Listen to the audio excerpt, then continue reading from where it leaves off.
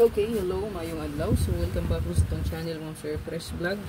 Mag-update na ko para sa itong best one. So, ito ang best one mga Sir. Kung wapadi ka naka-subscribe sa itong channel, pa-subscribe lang. Wapadi ka naka-follow sa itong Facebook page, follow lang po ko.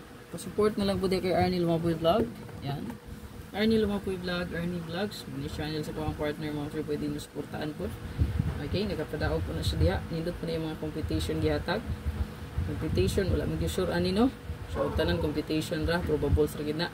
Second page na ko, suporta ilang at kumbi na adri naka-upload itong Super Rat Pair, last 2 combination best per abangan para sa 3D Lotto.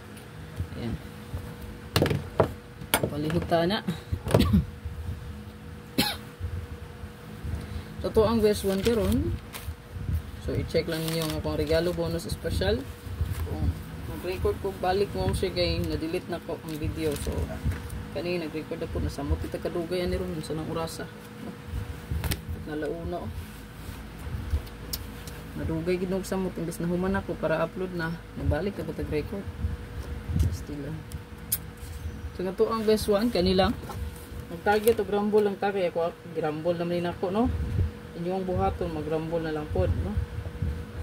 Piliya lang isa ka prestada kung kursunada nyo tayaan or sabayan, sabay lang. Pipirira gid ni no. Target o rumble.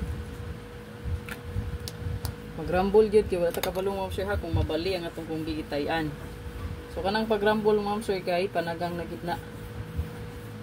So kung nigawas nya nabali ang rumble daog no namoy makubra kay nakadaog man rumble man no.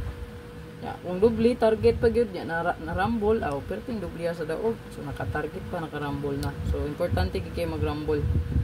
Always play rambolito gyud. Ayaw kalimot. Totoo ang bird code karon sa baylan ning nasa board kay mamani atong competition sa pamit sa karon. Okay? Basta kay sa baylan na ninyo nang unsa nang bird code gyud.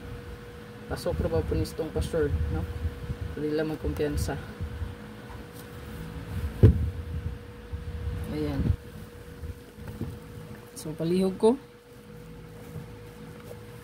Screenshot na. Ay kalimot sa pag-share ha sa itong video. Daghan po makikita sa itong update. Good luck!